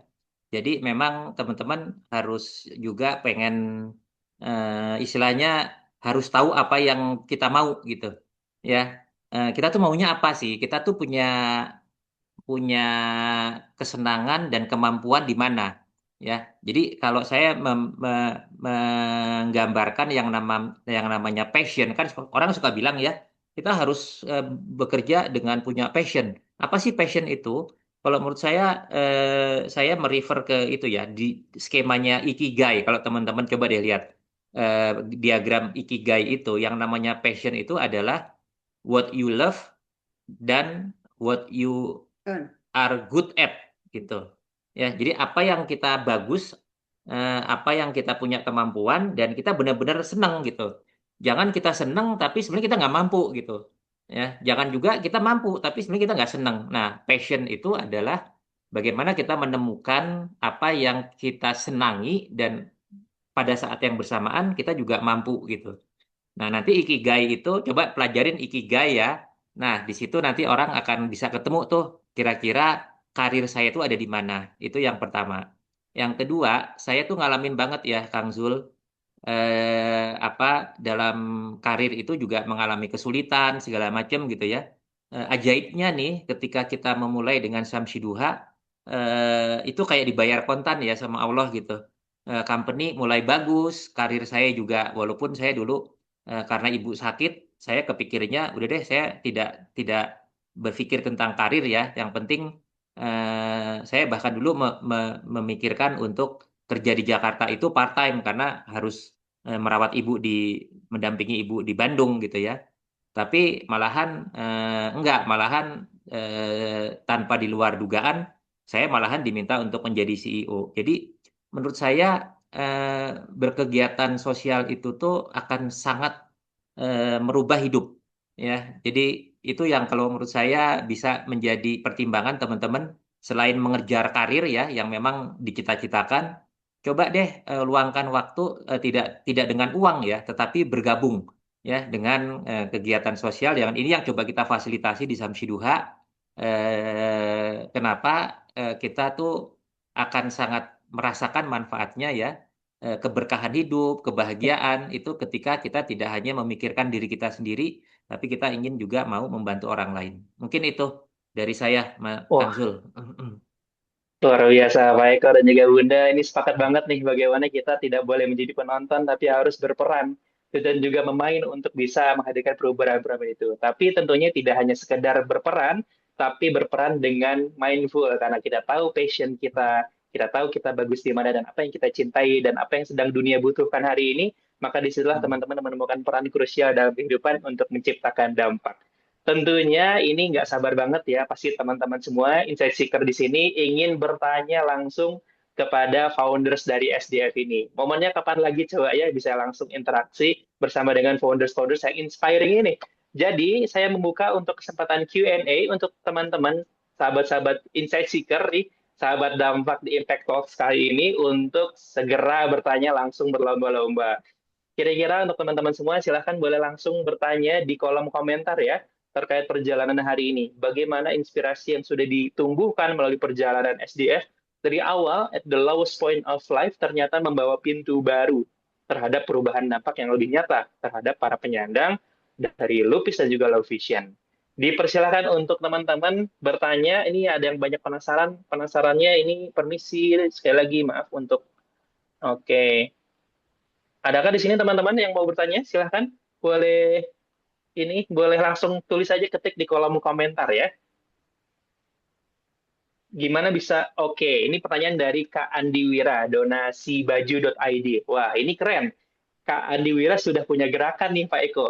Kita mungkin ini ya, coba pendengar pertanyaannya, gimana caranya SDF ini bisa konsisten? Karena tadi dari 2000, hampir 20 tahun lebih ya tadi ya berkiprahnya. Mungkin boleh diceritakan Pak Eko dan Bunda, gimana cara bisa konsisten terus? Karena pasti kan ada badai, walaupun badai pasti berlalu, tapi bagaimana caranya konsisten? Ya, sebetulnya kita semua kepengen ya konsisten, tetapi kan dalam perjalanan itu selalu ada naik turunnya gitu ya. Kalau menurut saya sih memang nomor satu sih niat ya. Yang kedua memang untuk bisa konsisten kan lebih dulu fokus gitu ya. Jadi apa yang dilakukan di Samsi Duha, saya sih sangat bergantung dengan Bunda Dian ya. Karena beliau yang 100% mewakafkan waktunya di mana di Samsi Duha, dan itu tadi ya ketika kita mau melakukan apapun tuh kunci suksesnya kan satu fokus, yang kedua konsisten. Nah, menjaga konsisten itu memang ikhtiarnya memang boleh dibilang harus tabah sampai akhir gitu ya. Tapi kalau menurut saya tetap sih kita harus melakukan apa ya, bisnis proses gitu ya. Walaupun ini yayasan, tetap aja kan kita harus merancang program, dan program itu supaya bisa didanai memang harus cukup unik ya. Jadi bukan hanya bikin produk yang secara komersial ya, buat yayasan-yayasan pun mau tidak mau tuh kita bisa bisa berlanjut karena kita selalu mencoba berpikir yang inovatif, kreatif gitu ya. Sehingga program-program kita itu kalau ditawarkan ke perusahaan, kan perusahaan menerima proposal banyak banget ya. Eh, Belum tentu juga dilihat gitu ya karena banyaknya gitu. Nah, makanya untuk bisa mendapatkan pendanaan memang mesti cukup kreatif, mesti punya membangun network juga gitu. Sehingga alhamdulillah sih. Dan kalau menurut saya sih lebih banyak pertolongan Tuhan lah ya. Kita sih ngalamin banget gitu. Eh, jadi salah satu yang harus kita upayakan itu menjaga ketaatan ya, Kang Zul. Jadi kita boleh berikhtiar, tapi yang paling diharapkan setelah ikhtiar itu ya kepasrahan itu bukan tanpa ikhtiar, ya, tapi kepasrahan itu lebih bagaimana memantaskan dirilah untuk sama Tuhan ditolong gitu. Jadi kita ikhtiarnya A, B, C, nanti kalau Allah bilang, oh ini bagus nih, oh ini anak ini sudah kerja keras nih, ya udah nanti plan A, B, C-nya ditambahin C, D, E, F, G gitu ya. Nah mungkin gambarannya yang kita bisa ceritakan seperti itu, Kang Zul. Kalau boleh aku tambahkan, konsistensi Silakan atau Bunda. eksistensi, ya. Tadi kan Mas Andi nanya ya, kok bisa konsisten gitu. Menurut aku bisa konsisten dan bisa eksistensinya terjaga itu adalah ketika apa yang kita ikhtiarkan atau upayakan memang dibutuhkan. Karena kalau kita hanya sekedar punya inisiatif, tapi ternyata inisiatif itu tidak dibutuhkan orang, ya mungkin nggak akan bisa konsisten juga dan nggak bisa eksis juga ya. Tapi tadi ya, ketika kita bergerak di 3 pilar tadi, kesehatan, pendidikan, pemberdayaan, selama ini ternyata perjalanan membuktikan itu dibutuhkan. Dan kalau dari segi spiritualnya memang kenapa juga bisa terjaga, bisa tetap ada, ya kalau apa yang kita ikhtiarkan itu sama dengan apa yang Allah mau ya, itu akan dilapangkan jalannya. Tapi kalau enggak ya memang bisa enggak lanjut atau jadi sulit gitu ya. Nah jadi itu dari sisi kenapa sih kok SDF masih bisa ada di setelah 2 dasawarsa ini gitu ya. Jadi karena yang kita coba upayakan memang apa yang orang butuhkan gitu. Ya Oke, gitu. berarti Mudah-mudahan betul-betul terjawab ya Bang bergerak. Andi ya. Terima kasih Bunda dan juga Pak Eko untuk Ya. inspiring answer-nya nih, luar biasa. Jadi tentu memulai sesuatu harus berdasarkan kebutuhannya dulu, baru kemudian diikhtiarkan sepenuh hati, lalu kemudian setelah udah ikhtiar, tawakal, maka nanti akan Allah pantaskan dalam perjalanannya. Begitu ya kurang lebih ya, Pak Eko dan juga Bunda. Iya. Terima kasih, kita lanjut Iya, ke Bang. pertanyaan selanjutnya. Ini ada yang keren banget nih, dari Zulmuin. Ini karena namanya sama kayak saya, jadi saya duluin. Mohon maaf ya. Saat Nanti ini ada saya yang dengan ngacung juga rekan-rekan. tuh. Oh, ada yang ngacung. Mungkin ya nanti boleh Ya, ya yang Mas ngacung Haidar habis nanti. ini. Oh, langsung dapat privilege nih dari Pak Eko. Mas Haidar nanti siap-siap setelah pertanyaan ini ya. Ini dari Zulmuin. Saat ini saya dengan rekan-rekan membuat program BENAS, Berkah Barang Bekas Berkualitas, dan berkolaborasi dengan berbagai kegiatan sosial lainnya seperti Yayasan Disabilitas, Bank Sampah, dan lain-lain. Dan goals akhirnya itu ingin membuat koperasi dengan usaha UMKM go to export. Nah, yang jadi kendala saat ini di sisi SDM nih. Karena ini kegiatan sosial, gimana solusinya ya untuk tetap menghidupkan SDM di dalamnya, sembari tetap menumbuhkan organisasi. Mungkin Pak Eko dan juga Bunda punya insight untuk menjawab keresahan dari Zulmuin. Ya, keresahannya Mas Zul sama dengan keresahan SDF nih. SDM. Ya, tapi kita tidak menyerah. Ya, makanya saya kemarin sempat datang ke ITB ya, Kang Zul. Saya mau share aja nih.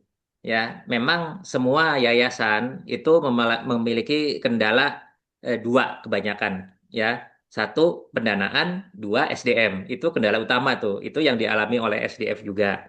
Nah, kalau saya belajar dari beberapa yayasan-yayasan yang sudah besar, mereka itu sejak awal itu sudah membangun yang namanya pasukan volunteer, ya. Nah, saya pikir kenapa kita juga SDF ingin membangun komunitas volunteer karena memang SDM itu akan sangat sulit ya bagi yayasan karena pendanaannya juga terbatas. Ya, oleh karena itu kemarin saya sengaja ke ITB ketemu sama direktur kemahasiswaannya dan mengajukan usulan mahasiswa itu seharusnya KKN ya atau dulu ada namanya kuliah merdeka gitu ya. Itu harusnya bisa mendapatkan kesempatan untuk bekerja sosial dan dapat dapat apa? Dapat kredit gitu ya. Nah, ini sedang diperjuangkan oleh Samsi Duha sehingga kan banyak ya mahasiswa yang sudah mau mau lulus, sudah sidang ya, tapi belum wisuda, kan bisa tuh 2 bulan 3 bulan bekerja sosial gitu. Dan dia bukan bekerja sosial memberikan sesuatu ya, tapi dia bisa mendapatkan sesuatu dengan dia bekerja sebagai volunteer. Dan bayangkan ini kalau misalnya itu bisa menjadi pilihan apa namanya kuliah kerja nyata gitu ya, tidak harus berkaitan dengan profesinya, itu mungkin akan banyak membantu yayasan-yayasan seperti tadi ya, Mas Zul punya udah bagus tuh idenya ya. Makanya kita yuk bareng-bareng nih kita membangun komunitas volunteer tuh untuk bisa banyak nih yayasan-yayasan yang punya ide bagus ya, tapi tidak punya SDM karena mereka tidak bisa membayar gitu. Jadi kita sedang mencoba supaya mahasiswa yang bahkan yang sudah lulus belum dapat pekerjaan, kenapa nggak magang sebagai volunteer gitu? Itu kira-kira Kang Zul. Oke, baik Pak Eko dan Bunda, terima kasih inspiring answer-nya nih. Jadi ternyata memang harus banyak strategi, tidak hanya mengandalkan donasi, tapi juga turut aktif jemput bola ya, tanda kutip, untuk bisa menghadirkan inovasi-inovasi sehingga mendatangkan tadi dalam bentuk donasi atau donor dan lain sebagainya, kerjasama-kerjasama yang tetap bisa menghidupkan SDM. Kita kembali ke Mas tadi yang angkat tangan, siapa ya? Haidar apa Haidir kalau nggak salah? Mohon izin. Tadi Pak... Oh, Mas Haidar, Haidar, oke. ya Mas Haidar. Soalnya di sini ada Pak Haidir juga. Saya takutnya kebalik gitu ya. Oke, Mas Haidar Ali Hardiantoro dari Bandung. Mungkin boleh open mic? Apakah bersedia untuk open mic? Oke, mungkin terdengar suaranya, Mas. Oke, mohon maaf saya tidak bisa menyalakan kamera karena sedang di perjalanan. Saya mungkin pertanyaan saya tadi sudah terjawab ya. Pertanyaan saya itu adalah apa masalah terberat yang pernah dihadapi oleh Shamsi 2 Foundation dan apa solusinya saat itu? Ya. Oke. Ya, memang masalah terberatnya nomor satu itu resources sih, ya. Jadi SDM. Kita bersyukur program-program kita itu banyak disupport oleh company dan banyak support teman-teman juga ya. Jadi teman-teman secara individu juga melihat perjuangan kita, melihat program-program kita itu banyak secara sukarela itu mensupport. Cuman kan sekarang teman-teman saya kan udah banyak yang pensiun juga gitu ya. Jadi agak tantangan lah sekarang ya. Tapi itu tadi Pak Haidar ya, yang paling sulit itu kan mencari resources ya. Makanya kita bikin beasiswa juga ya. Dengan beasiswa itu maka penerima beasiswa itu juga kita tawarkan, tidak wajib ya, tapi kita tawarkan untuk bergabung menjadi volunteer untuk bisa membantu kalau ada program-program kegiatan. Nah, disitulah sebenarnya ketika anak-anak yang dulu diberi mahasiswa ini sekarang sudah mentas ya, sudah lulus, sudah bekerja, bahkan sudah ada yang jadi direktur gitu ya. Mereka tuh testimoninya bilang bahwa mereka tuh bersyukur banget gitu, pernah terlibat gitu ya di kegiatan sosial karena itu membangun empati mereka. Banyak hal yang mereka bisa pelajari yang tidak didapatkan di kuliahnya gitu ya. Mungkin gitu Mas Haidar. Mungkin Ibu mau nambahin nih. Ya, Mas Haidar, aku sharing aja pengalaman yang juga menurut aku sih luar biasa ya. Itu tadi sempat kita lihat ya ada video waktu SDF menginisiasi penelitian bahan alam untuk suplemen terapi lupus. Waktu itu untuk melakukan kegiatan itu biayanya cukup besar ya, dan SDF nggak punya dana, terus terang. Dan waktu itu pun saya nggak bikin proposal, saya hanya bikin sebuah surat terbuka. Saya bilang bahwa saya percaya pada janji Tuhan bahwa setiap penyakit itu ada obatnya. Kemudian saya tulis surat itu, surat terbuka ya, sepenuh hati. Dan ketika saya rilis, ternyata langsung datang gitu ya, berdatangan itu supportnya untuk kemudian kita memungkinkan melakukan uji klinis dan preklinis itu dengan biaya yang saat itu kalau nggak salah 500 juta ya. Buat kami waktu itu sangat besar dan SDF nggak punya dananya. Tapi akhirnya terkumpul dan bisa bisa terjadi gitu.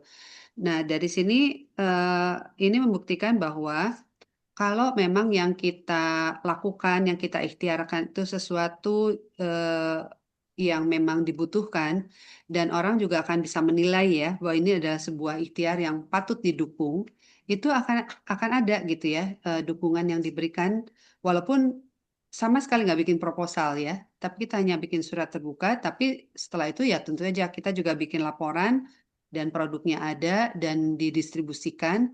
Nah, itu juga sebuah pengalaman bahwa sangat penting ya untuk memulai sesuatu itu memang dari tujuan yang emang bisa memang dibutuhkan gitu. Gitu Mas Haidar. Oke, bagaimana Mas Haidar? Terima kasih jawabannya sangat menjawab pertanyaan saya sekali. Terima kasih banyak. Oke, Kang Haidar tadi sudah dijawab ya sama Bunda juga Pak Eko, luar biasa inspirasi sekali ya. Sedikit untuk mengemas bagaimana tadi ketika tantangan-tantangan itu muncul, kemampuan kita untuk secara tulus menyelesaikan masalah itu dibangun dengan kekuatan narasi agar banyak orang kemudian yakin bahwa isu yang sedang dibawa adalah isu bersama yang perlu diselesaikan. Maka disitulah titik kebudayaan orang-orang akan muncul nih, sahabat para insight seeker. Nah, ini saya berlanjut izin untuk pertanyaan selanjutnya. Ini, wah luar biasa nih, keren-keren banget nih. Insight seeker pertanyaan-pertanyaannya. Ini tadi ada sahabat cempluk puput. Ini manggilnya bukan Bunda, tapi Mbak Dian. Ini kayaknya deket deh sama Bunda nih. Oke, izin dibaca ya. Malam Mbak Dian, ini sepertinya khusus untuk Bunda. Kami di Sahabat Cempluk sudah mendampingi lebih dari 800 pasien autoimun dan juga lupus sampai sekarang. Dengan program Sahabat Cempluk dari pendampingan edukasi support group, kami terhalang dengan SDM dan pengurus inti kami sendiri yang adalah pasien, penyintas lupus, dan juga dana. Apakah jika akan memilih opsi menjadi yayasan, nanti kami harus memiliki modal yang cukup besar dan fokus mencari funding, sedangkan saya juga harus melihat dan juga melanjutkan pekerjaan dan aktivitas harian untuk menghidupi diri saya sendiri. Apakah ada strategi dari SDF saat mencari sumber pendanaan atau lainnya? Nah, ini masalahnya tadi ya, SDM, terus kemudian bagaimana tetap menghidupkan organisasi, apakah bergerak dan bertransformasi menjadi yayasan, yang sifatnya mungkin tidak sekedar pergerakan komunitas berbasisnya, ataukah seperti apa? Mungkin boleh share-share insight dari Pak Eko dan juga Bunda terkait dengan masalah yang sedang dihadapi oleh sahabat cempluk kita kali ini. Ya, oke. Halo Puput, saya baru pulang dari Jogja. Saya nggak bisa ketemu ya dengan sahabat cempluk. Jadi gini, memang kalau nantinya arahnya mau untuk funding, memang butuh legalitas ya. Jadi kalaupun sekarang baru berbentuk komunitas, ya memang harus diarahkan menjadi yayasan supaya punya badan hukum gitu. Yang kedua, sejauh ini sih justru SDF sangat membuka ya kesempatan kalau dari komunitas lain ada yang butuh disupport. Dan sejauh ini sih memang SDF sudah juga buka jalur ya ke sahabat cempluk dengan memberikan bantuan obat, kemudian juga beasiswa ya. Jadi memang sesama komunitas atau sesama support group juga harus saling membantu. Dan dalam hal ini kebetulan SDF sendiri sudah lama membuka peluang kepada berbagai komunitas ya jika memerlukan bantuan obat ataupun beasiswa. Ya, jadi di awal-awal memang kita harus saling membantu karena paham sekali bahwa sahabat cempluk itu dikelola oleh pasien, sama di SDF juga gitu. Dan sama kita juga ada keterbatasan SDM. Tapi kalau kita bisa bekerja sama, bisa berjuang bersama, insya Allah masalahnya akan teratasi. Ya, jadi silakan untuk Puput ya. Kalau nanti juga udah ada rencana ke depannya sahabat cempluk juga mau berkembang menjadi yayasan. Pak Eko mau nambahin? Ya, memang kenapa kami dulu memulai dengan yayasan karena untuk accountability ya, kalau kita mau menggalang dana, maka kan kalau orang tidak ada yayasan, maka transfer dananya kan ke pribadi ya.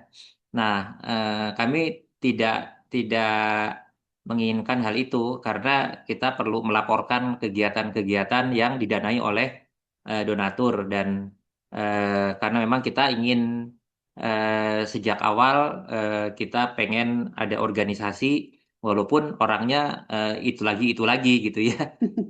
Nggak apa-apa juga gitu ya. Tapi memang dengan adanya yayasan itu akan ada kewajiban-kewajiban ya. Harus ada legalitasnya dan itu kadang-kadang membutuhkan biaya juga gitu. Jadi memang harus dipikirkan ya pilihan antara tetap sebagai komunitas ya atau akan perlu sudah mendirikan satu entitas. Nah, biasanya kalau kita mau melakukan fundraising ya untuk mencari dana dari luar, maka biasanya kalau dari company itu membutuhkan legalitas ya. Umumnya dalam bentuk yayasan ya. Makanya memang tidak mudah lah ya kita sendiri berjuang ya luar biasa berat sih sebetulnya ya. Tapi karena kita merasakan bahwa ya udah ini katakanlah sebagai penugasan dari Allah gitu. Dan kita walaupun susah kita jalani dengan happy-happy aja gitu. Ya. eh. Mungkin nanti kapan-kapan boleh ngobrol tuh Mbak siapa? Puput. Mbak Puput dari Iya. Cempluk ya. Kapan-kapan kita boleh diskusi lah. Iya. Oke. Terus untuk Mbak Puput dapat akses eksklusif ya ngobrol langsung bersama dengan Pak Eko tentunya untuk ngobrol secara strategis. Lebih tepatnya bisa ke coaching atau consulting khusus untuk pergerakan transformasi dari komunitas menuju yayasan. Terima kasih Pak Eko dan juga Bunda. Kita lanjut ke pertanyaan selanjutnya. Ini mungkin pertanyaannya agak personal nih dari Pak Haidir Bedala. Ini Pak Eko nomornya masih yang lama nggak? Atau udah Pak ganti? Haidir ikut ya? Masih Pak Iya. Haidir. Alhamdulillah nih udah lama Ah. tidak silaturahim Pak Haidir. Pak Haidir Oke, ini Pak Haidir. jagoan investasi nih. Oke, terima kasih nih Pak Assalamualaikum. Haidir sudah Pak Melamar. Eko, bergabung bersama menyimak ya. dulu.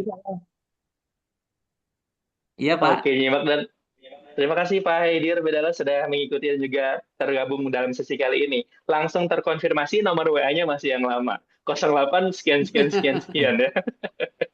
Oke, teman-teman sekalian, sahabat Insight Seeker, sebetulnya ini masih banyak sekali pertanyaan-pertanyaan yang sangat luar biasa dan keren-keren untuk kita bacakan tentunya satu persatu. Namun sayang sekali karena waktu membatasi kehadiran kita semua dan ini merupakan sudah waktu jam 21.10, sepertinya teman-teman juga perlu istirahat dan juga mungkin melakukan aktivitas selanjutnya. Tapi tenang saja untuk kegiatan-kegiatan selanjutnya teman-teman akan selalu diundang untuk bertanya lebih jauh, curiosity dengan penasaran yang luar biasa karena insight-nya luar biasa sekali kita dapatkan dalam pertemuan hari ini. Nah, izinkan saya sedikit menutup dengan sebuah kesimpulan yang luar biasa dari pertemuan dan inspirasi. Iya, gimana Pak Eko? Mohon izin, silahkan. Mungkin sebelum ditutup ada ini nggak? Ada video untuk teman-teman ya. Kira-kira apa yang sudah dilakukan Samsi 2 selama 20 tahun ini. Sambil nanti sebelum ditutup kita foto bareng juga kali ya. Oke, boleh nanti untuk foto bersamanya akan dipandu bersama dengan Khadijah ya, MC kita, Pak Eko. Ya. Mohon izin. Dan mungkin untuk video sama teman-teman panitia, apakah sudah siap untuk ditampilkan sebagai, mungkin bahasanya adalah salam penutup ya untuk kita semua. Selamat menikmati.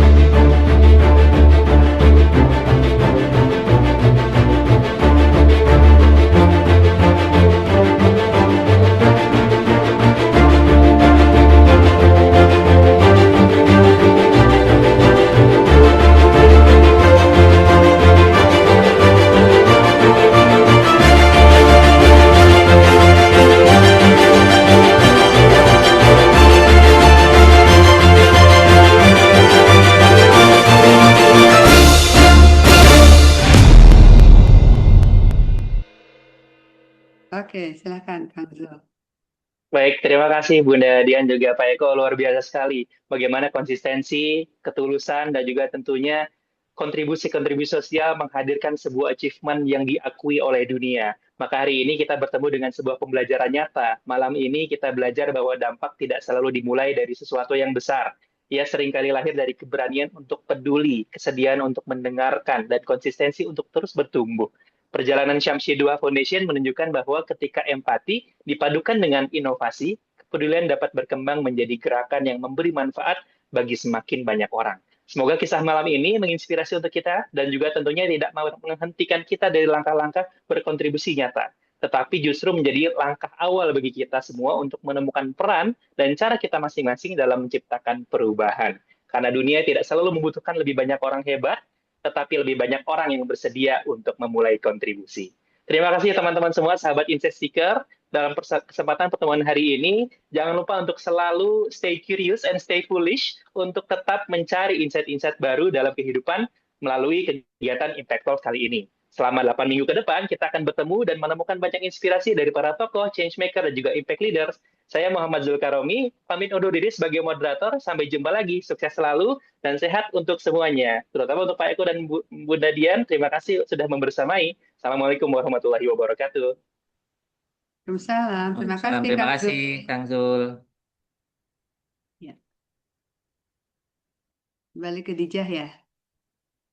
Terima kasih banyak sudah memandu sesi malam ini ya. Terima kasih banyak juga untuk Budian dan juga Pak Eko atas cerita dan insight yang sudah dibagikan malam hari ini. Jadi tadi sudah ada beberapa hal yang cukup berkesan juga ya dari teman-teman semuanya. Tadi mungkin yang salah satu yang berkesan adalah mungkin kalau dari Budian sempat di-mention jangan jadi penonton ya. Jadi bukan jadi masalah juga, tapi melainkan jadi solusi. Terus salah satu yang berkesan juga dari Pak Eko, tadi kita juga perlu tahu ya apa yang kita mau, apa yang menjadi passion kita gitu ya. Oke, kalau gitu aku di sini ada PR kecil nih buat teman-teman sebelum kita tutup gitu ya. Aku ingin mengajak teman-teman untuk ambil satu insight yang paling berkesan, mungkin boleh yang tadi atau mungkin ada hal lain ya yang membekas juga dari cerita Budian dan juga Pak Eko. Kemudian teman-teman bisa ceritakan ke satu orang aja gitu ya, atau lebih juga boleh, bisa ke teman, keluarga, atau siapapun yang dekat dengan teman-teman. Bisa cerita tentang SDF, tentang lupis, lofis, atau tentang satu hal yang teman-teman pelajari malam hari ini. Nggak harus panjang, tapi jangan biarkan insight malam ini berhenti di ruang Zoom ini aja. Gitu. Kita tunggu sampai sebelum pertemuan berikutnya ya di hari Jumat. Kalau teman-teman mau share di media sosial juga boleh banget. Tag @syamsi.duha dan bisa pakai hashtag SDF Impact Talks atau hashtag membangun karir bermakna. Tadi juga ada beberapa yang bertanya ya terkait rekaman sesi, nanti akan dikirimkan H+1 sesi melalui grup. Sebelum teman-teman meninggalkan Zoom, jangan lupa untuk mengisi absensi kehadiran bagi yang belum ya. Absensinya juga sudah dibagikan sebelumnya. Kemudian kita juga ada link feedback nih untuk teman-teman isi yang akan ditampilkan juga pada layar. Tentunya masukan dari teman-teman akan sangat berarti ya bagi kita semua dan keberlanjutan sesi berikutnya. Gitu. Oke, terima kasih banyak atas partisipasi dan antusiasme teman-teman malam hari ini. Sebelum kita tutup, kita akan foto bersama terlebih dahulu. Bagi teman-teman yang memungkinkan, boleh nyalakan kameranya menggunakan virtual background yang sudah di-share sebelumnya ya. Kita akan abadikan dulu momen sesi pertama Impact Talks malam hari ini. Mungkin aku akan tunggu sekitar 1-2 menit bagi teman-teman yang mungkin mau berhijab dulu, mau sedikit touch up dulu supaya terlihat lebih bersinar, boleh banget ya. Langsung aja Dijah. Oke.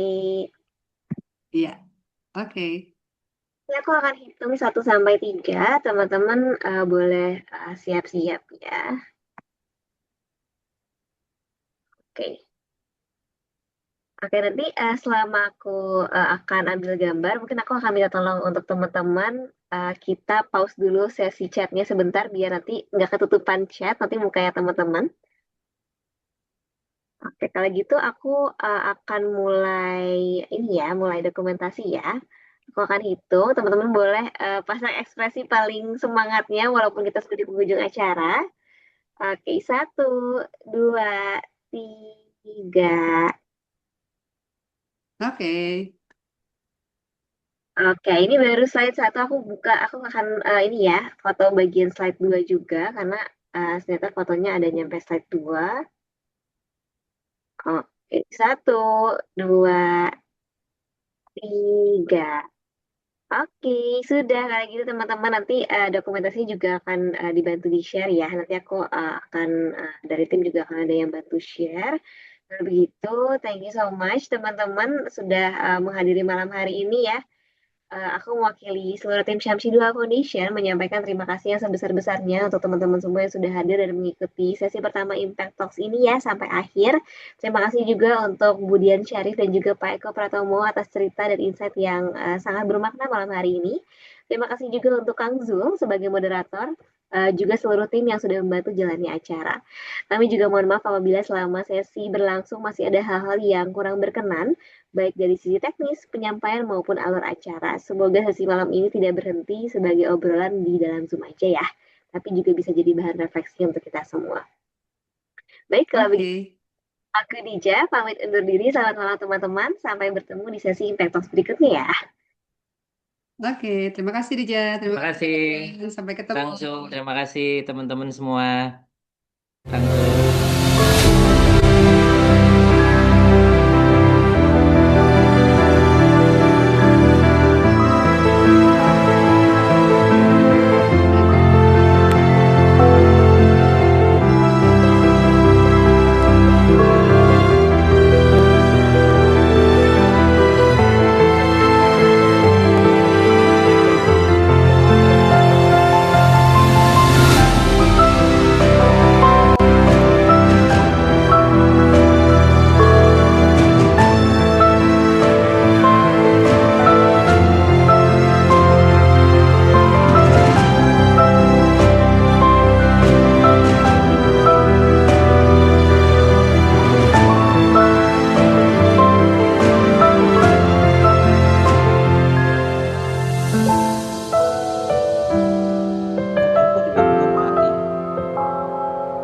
bisa dihidupin lagi.